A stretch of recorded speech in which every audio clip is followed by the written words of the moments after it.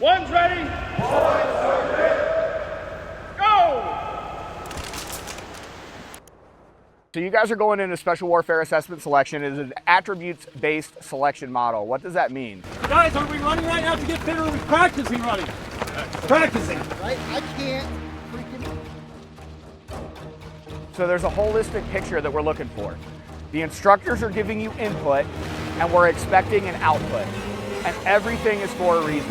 If you guys haven't heard my spiel yet, everything that we do, every single exercise, has a connection to the job that you're trying to do.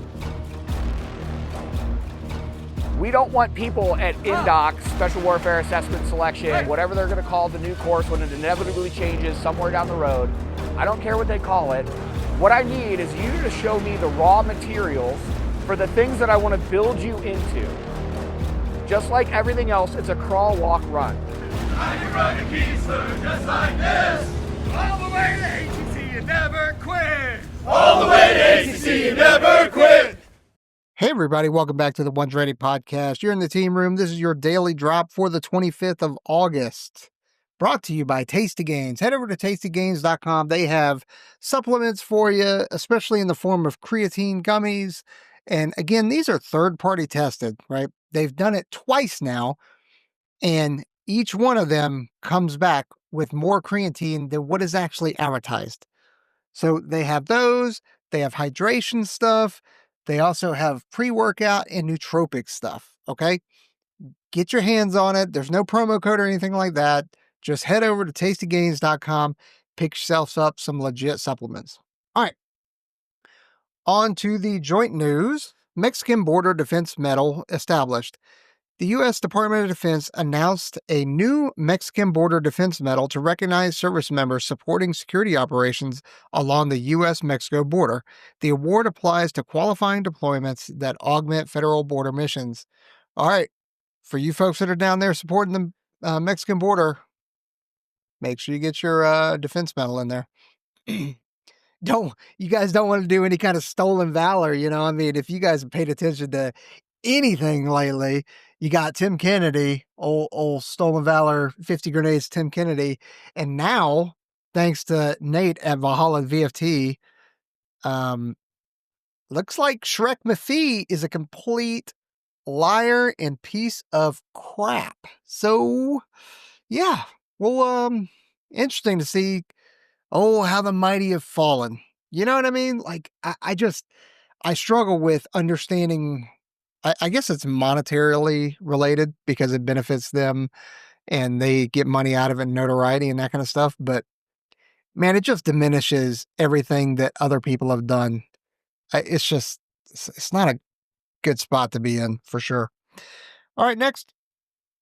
National Guard to carry weapons in Washington, D.C. patrols. Officials said National Guard personnel deploying in the District of Columbia will begin carrying M17 pistols or M4 rifles as part of an ongoing public safety operations. The National Guard stated force would be used only as a last resort in response to immediate threats. So I know that this is probably a contentious argument for people, but just because they are out there, this is my opinion, just because they are out there in uniform does not mean they shouldn't be allowed to protect themselves.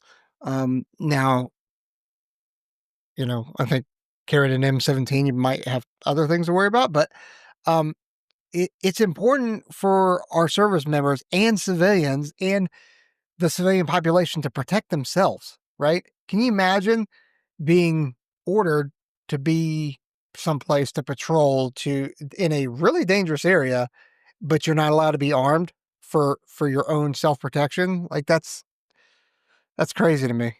So I am for this. Navy installs 34th Chief of Naval Operations. The U.S. Navy installed Admiral Daryl Caudle as the 34th Chief of Naval Operations, CNO, succeeding the acting CNO and marking a transition in top Navy leadership. The ceremony underscored continuity in operations and alliances during the handover. Next, DoD details system support to southern border security. The DoD highlighted technology and force packages used to bolster federal border operations, describing how military capabilities augment law enforcement. The update emphasized coordination with interagency partners and readiness to adjust support as mission needs evolve. All right, these are Air Force news. Undersecretary visits U.S. Air Force Academy. The U.S. Air Force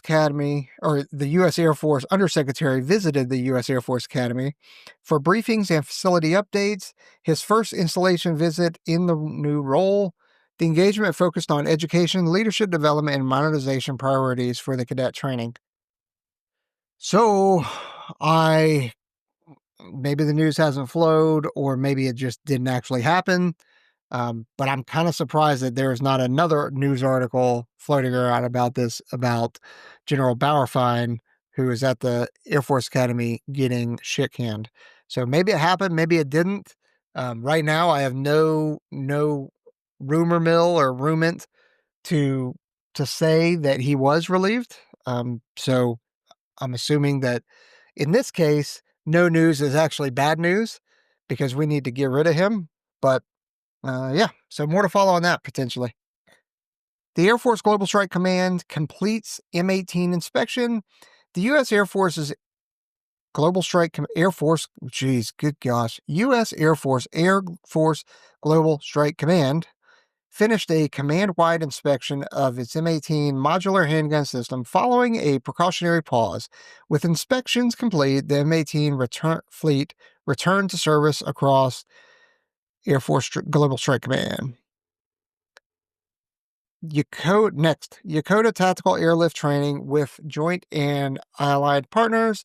U.S. Air Force units at Yakota Air Base reported successful joint and bilateral tactical airlift training events supporting agile logistics and personnel airdrop skills.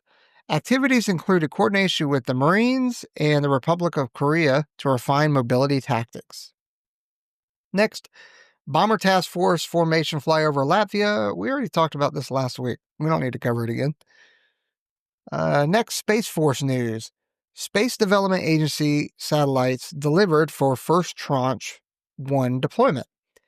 The Space Force aligned Space Development Agency received 21 York Space System satellites for the first operational transport layer launch, good God, of its proliferated low Earth orbit network.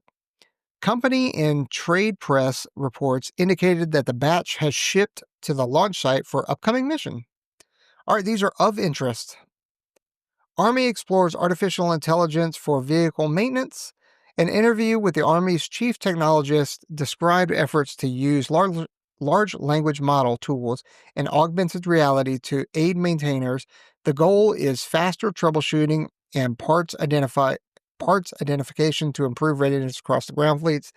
I know that the Air Force already kind of does this kind of stuff anyway with its aircraft. Whether they're using large language model or not, I don't know, but they have systems that help identify, okay, well, part X and part Y usually fail around the 6-month mark. So at the 5-month mark, they preemptively go ahead and replace it. And that is kind of how they keep the fleet running as best it possibly can. Now, I think AI could probably dive into that and provide better analysis than what we have right now, which, it really is, all things considered, knowing what I know and knowing how much of an idiot and ignorant I am on AI, I think that this is a good thing and it can really help our maintainers, our vehicle maintenance folks, our POL, which is fuels guys, our munitions folks, help them be better and more efficient at their job, really. Not that they're not doing a great job. I'm just saying that this could help make them more efficient. So, all right, last but not least, Armed Forces Men's Rugby Tournament update. The DoD's Armed Forces Sports reported opening day results, including an Air Force victory that shifted early standings. Competition continues with the service teams vying for placement in subsequent matches. Go Air Force. Go crush them. Don't forget to like, subscribe, hit that notification bell. We appreciate you guys joining us. We still have slots available for the Operator Training Summit in Nashville in October. And then I am planning right now to do a live YouTube event on this Friday. I don't know the time yet because I'm trying to coordinate a guest to come on, and he is not sure if he's going to be able to make it.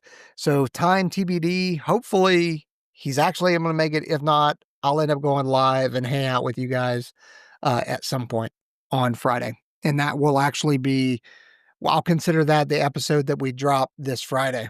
So, all right. You guys have a good one. Appreciate you being here. See you.